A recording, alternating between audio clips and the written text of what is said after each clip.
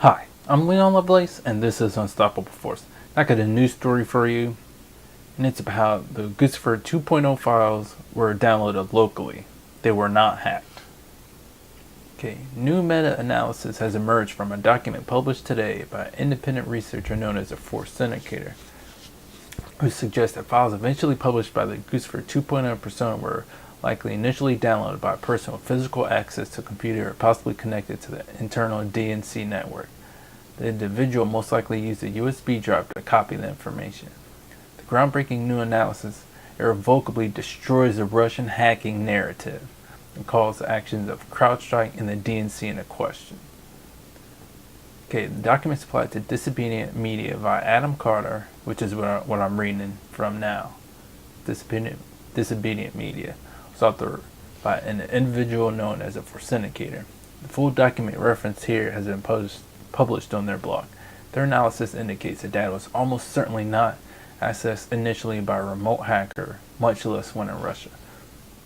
Okay, because we did know, if you've been watching other news outlets, independent news outlets, they've talked about how CrowdStrike is the only group has directly analyzed the DNC servers, because DNC didn't allow the FBI or any other government organizations to access those servers, just CrowdStrike, and that's it. So of course that's just problematic, just to let a private corporation have access to that information. Other groups, including Threat Connect, have used the information provided by CrowdStrike to claim that Russians hacked the DNC. However, their evaluation was based solely on information ultimately provided by CrowdStrike. This places the company in the unique position of being the only direct source of evidence that a hack occurred. So of course, you control the information, you can control the story. Okay, the document states that the files eventually published as NGP-ban by Guccifer 2.0 were first copied to a system located in the Eastern Time Zone. This conclusion is supported by the observation that the .7z file times, after adjustment to East Coast time, fall to the range of the file times in the .rar files. This constitutes the first of a number of points of analysis which suggest that the information eventually published by the Guccifer 2.0 persona was not obtained by a Russian hacker. Importantly, the Force Syndicator concluded that the chance that the files had been accessed and downloaded remotely over the internet were too small to give this idea any serious consideration.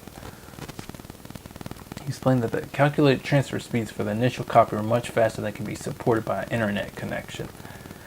This is extremely significant and completely discredits allegations of Russian hacking made by both Guccifer 2.0 and CrowdStrike.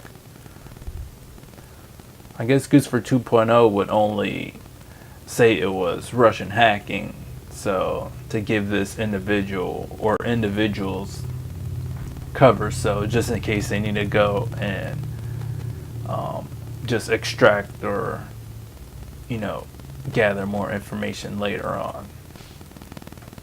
Okay, this conclusion is further supported by the analysis of the overall transfer rate of 23 megabytes per second. For Syndicator described this as possible when copying over a LAN or local area network, but too fast to support the hypothetical scenario that the alleged DNC data was initially copied over the internet. Guccifer 2.0 had claimed to originate in Romania. So in other words, this rate indicates the data was downloaded locally, possibly using the local DNC network. The importance of this finding in regards to destroying the Russian hacking narrative cannot be overstated. So this is very important, that Guccifer 2.0 is somewhere in the United States and there's no Russian hacking. It's just all propaganda created by CrowdStrike and the DNC to place blame on Russia and some hackers that are trying to overthrow the will of the people instead of the DNC overthrowing the will of the people by doing everything they could to make sure that Bernie Sanders didn't win the Democratic primaries over Hillary Clinton. So they keep doing this to make sure they don't have to change a damn thing.